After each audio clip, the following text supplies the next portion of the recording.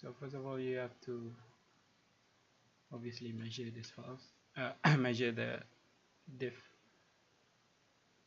Best way to do it is to go to measure top tubing to bottom tubing. So center distance is 350 millimeters.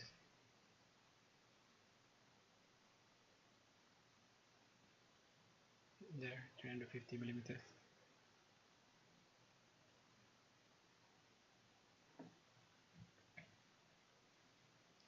Then I need to measure where the diff is. It's like a cylindrical face here. This I know the vertical height from the top column is now 200 from here, and it's forward of the rear bar by 114.992. So let's call that 115. We can move that.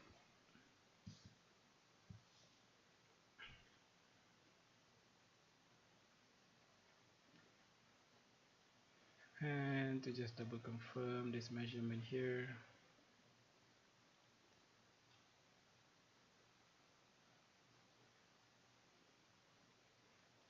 it's going to be, the 115 is still the same, and vertical height is now 149.28. Let's call it 150.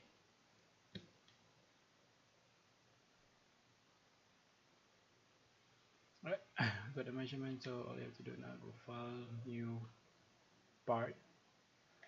Right, so let's choose whatever plane, front plane. So the first thing first, we have to create a circle here, dimension it to your bearing size. I have a keyboard shortcut, but essentially dimension is up here. Click on the circle. I'm assuming it's 45, and then you need to bolt the holes for the 2 bolts, right? So I'm going to say this circle and this circle is going to be equal in size, because they are. I'm going to say, I don't know, 8mm bolt, I guess. Right, I connect them with a line, vertical, right? I know the tubing is 350 millimeters apart, right? So I can either state that this is 350 millimeters apart, okay?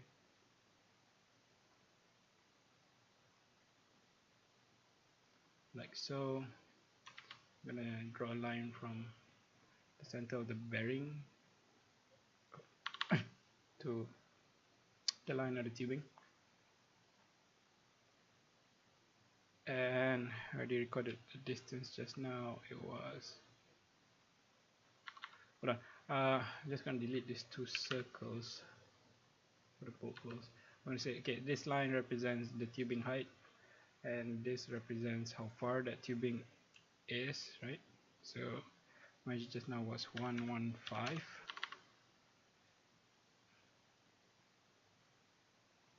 Right, and the distance from this point to the top tubing was 200. Right, so these are the relative position. This is the tubing, top tubing, bottom tubing, and where the diff is.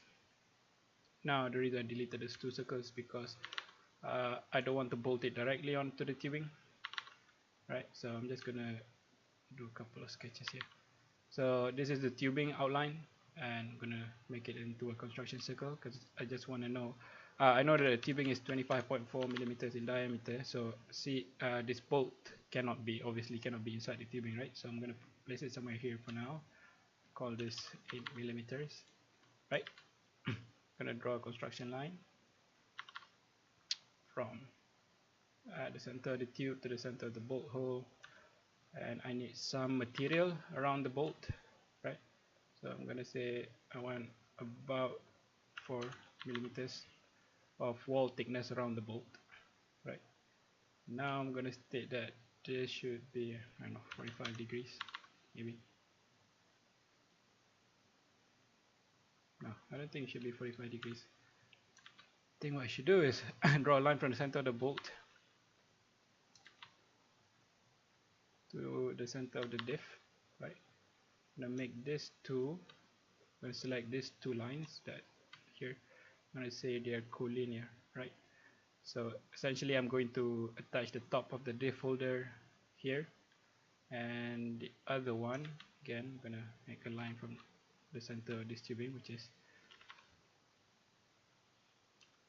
25.4 millimeter, the bottom tubing, and then draw another line from here to the center of that diff.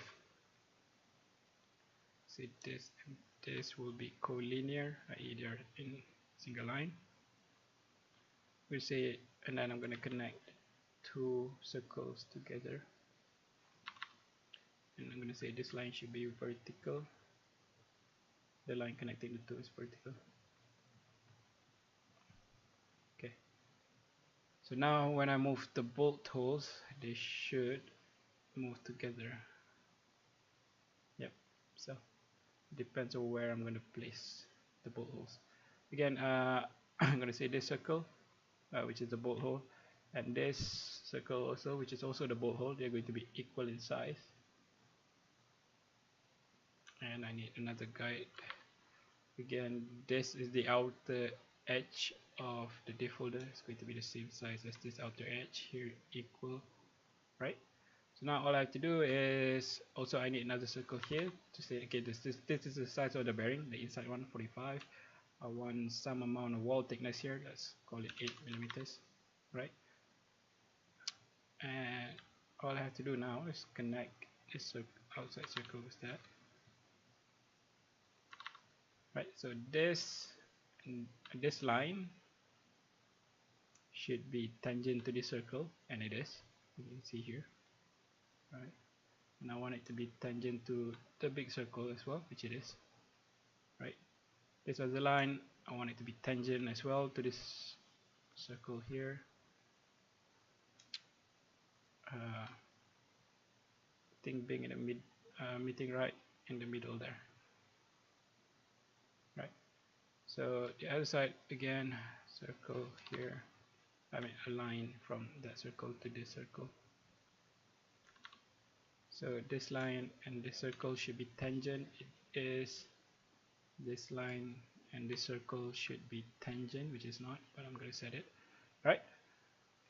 So now I kind of have everything that I need already. Okay, so what I'm going to do is that obviously I need to extrude this. Oh no, I need to set this dimension here because I can still move this circle in and out, right? Oh, and that line moves. You see, it moves because I didn't set it to be right at the intersection here. So what I have to do is now click on this point here, right, and set it to be coincident to this line. So now it should be there. So every time if I wanted to change the size, it'll just move along as, no, it'll change dimension just like that. So I'm going to set it here, and I want it to be as close as possible to the bottom tubing, right? So I'm going to set the distance. Alright, so right now it's about 27.5 millimeters. I think about 30 millimeters should be okay. We can easily change that dimension. And now the whole drawing has turned black, right? And on the bottom here it says fully defined. So now essentially I'm done drawing this, right? So I'm going to extrude this, right? So the extrusion is gonna have this section, this section, this, and this. Thickness about 10 millimeters. Right. Oh, I'm gonna edit this.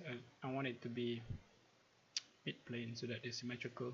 It extrudes 5 millimeter this way and 5 millimeter the other way. Right. Now my front plane is in the middle of the piece. Right. I'm gonna open up the sketch that I just made, and I'm going to click on the sketch, and I'm gonna click extrude again. Right. Because this time I want to extrude the middle circle here. Right. Because I want it to be as wide as the bearing is. So I do not know what the size of the bearing, the width of the bearing, the thickness of the bearing, right? So you should set it as necessary. So let's assume the bearing is 20 millimeter wide, right? So I'm going to extrude 10 millimeter this way and 10 millimeter the other way, right? So that's one way to do it.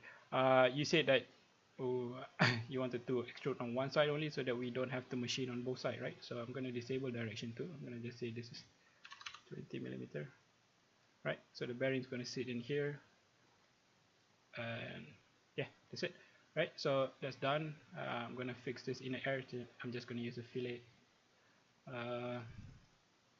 It's going to require it's quite a thick material, so I'm going to use let's say I'm going to use 12 millimeter end mill, so that needs to be half that radius, which is 6, right? So now I can machine the inside corner, and yeah, okay. So depending on what you need to do, all you have to do is go back to your original sketch, click edit sketch, and let's say you change the bearing size. All you have to do is just change, 50 millimeters, or in our case it's 45, right? And maybe you say 8 millimeters too thick. I'm going to drop it down to 5, and this wall thickness here is probably too thick. I'm going to drop it down to 3, and everything has updated itself. So I just exit sketch, and it's done, right? So that's one way. I mean, that's the way to do it properly. So now I'm going to do all the cutouts, right? So essentially for the cutout, I want to activate back the old sketch. So I'm going to highlight the sketch that we made. I'm going to click show so I can see it, right? So if I recall your drawing, right, essentially you had a triangle cutout here and a triangle cutout here, which I'm not too sure whether that's the best way of doing it, right? So instead what I'm going to do is I'm going to create a line here, create a line from this point to this point. I'm going to join those lines back.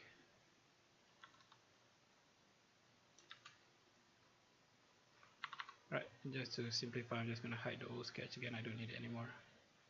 So I have these 4 lines, and I'm going to do a offset, right? So the offset will move it the wrong way. I'm going to reverse the direction, and I want to remove materials 4 millimeters away from the edge there, or let's say 5, right? So that's the limit of the cut.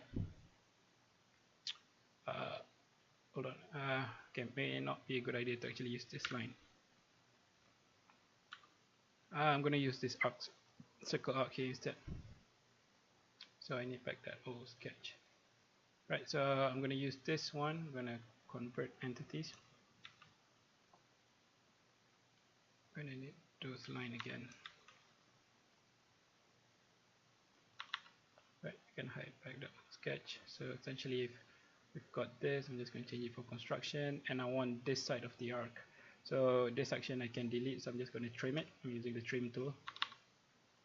Right, so we have our 4 lines. Actually, yeah, should be fine. Should be fine, yeah. And now I'm going to do offset again, right? So say reverse, right? So it's about what I want it to do. Right, so I can cut out this section here, but I don't really want to cut out this too close to this edge here, right?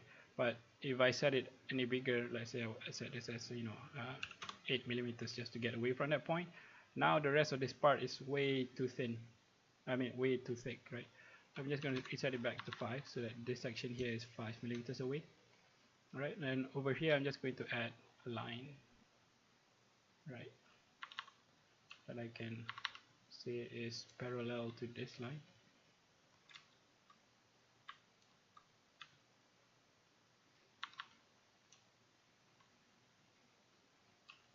I'm going to set a dimension away, so I want to add another sorry, I don't want it to be there. I want it to be against this line here. Let's call it, I don't know, the 7 looks alright. Yeah, 7 millimeters looks about right. So I'm going to just change this to construction line. I'm going to set this here. Essentially I'm redrawing the line because else I have to get rid of this part here. Now I can cut this out. Now I don't really want to cut out like too much of this material, right? So I need to draw some zigzags. So essentially that's, you know, you have to be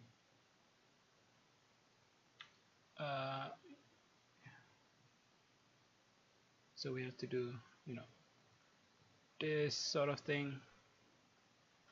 Yeah, it depends on what you want to do, but let's say you wanted to do that triangle that you did, right? So I'm just gonna cut this in half, which is a bad look actually.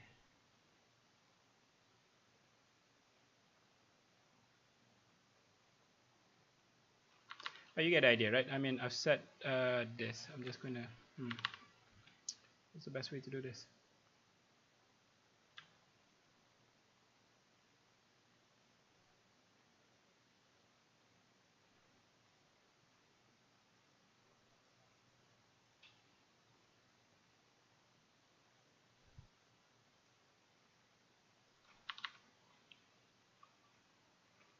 I want it to be something like that. Okay, because I want to be able to change it later, what I'm going to do, I'm just going to remove back this line. I'm just going to actually cut this through. Right, so I have this gap here. Right, so instead of actually saying I cut triangles out, what I'm going to say instead, now I'm going to build that triangle from here. So I'm just going to do this.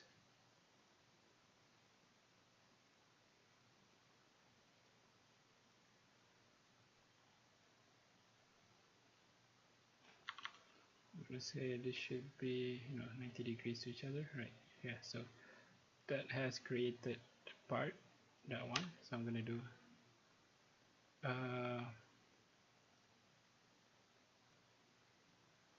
I just need the line there, so I'm going to say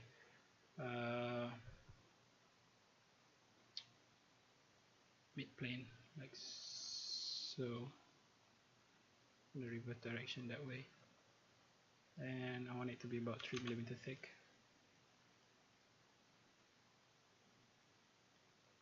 Then I get my part. Right, so if I want to change anything, let's say I go back to this, right? I want it to be, you know, this may be too thick. I'm just going to say, you know, 4mm maybe, or maybe even less. Let's say 3mm. So this thickness here is only 3mm. If I do the sketch, I might get an error, yeah, which I did. So I'm going to edit the sketch here. Okay, so this point here no longer exists. I'm going to say delete. Oops. So I need this corner here to be coincident. Oh, I can't do that. Okay, so maybe we have one too many triangles here. So if I just do that instead now, right? Go back out, I still have what I need. Now obviously you have to clean up the corners. Again, this is quite thick material, so I'm going to use 12mm end mills, which needs 6mm, which means the radius has to be 6mm. Right, so I'm going to select all these corners here.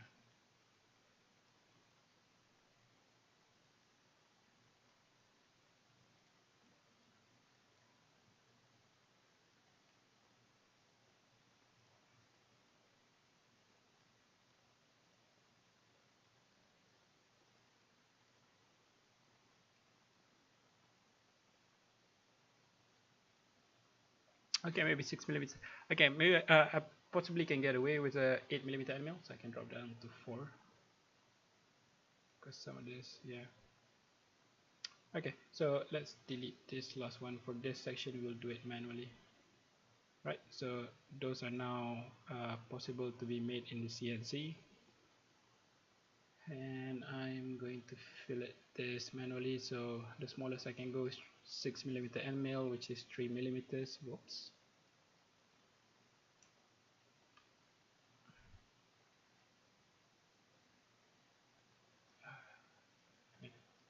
I have to do this manually.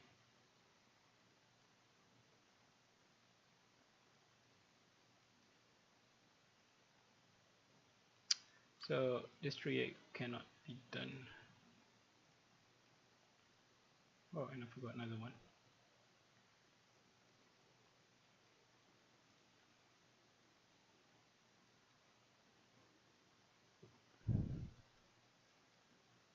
Alright, so since this last one cannot be done, I'll just go back to this sketch here. I'm going to just say create that section essentially. So I'm just going to say full construction. So that's going to break the fillet because some of this is now no longer around.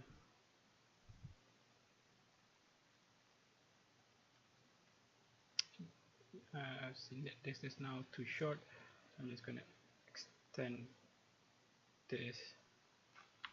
Let's see, this and this is collinear. Doesn't really matter how much, as long as it just ends up extruding. Yep. Alright, so I'm just going to go back to this, edit feature. This corner is up. This few corners back in.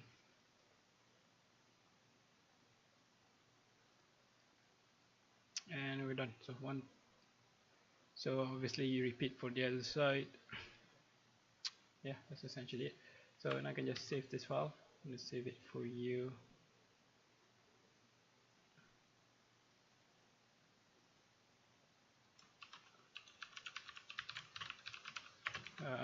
Another tip for you: name the files proper description so you kind of know what it is. Right, so again, all you have to do is now go back to this original sketch and you can change whatever needs to be changed. So this and this dimension is fixed, right, because the chassis is the differential is already determined by you. But maybe let's say you wanted to make this closer to the edge, so we can cut down to like 20 millimeters. Okay, this is too close. I don't think it's a good idea. We can go back up 25. Definitely you're going to get some issue every time you change something, right? So just go back in and see what is the issue. So in this case it's just that pointing the wrong way. Yeah, that's it. So that's it. Change whatever you need to change to get to this part. So now it's quick that you can get into FEA. So all you have to do is go do your simulation, and that's it, right? So good luck.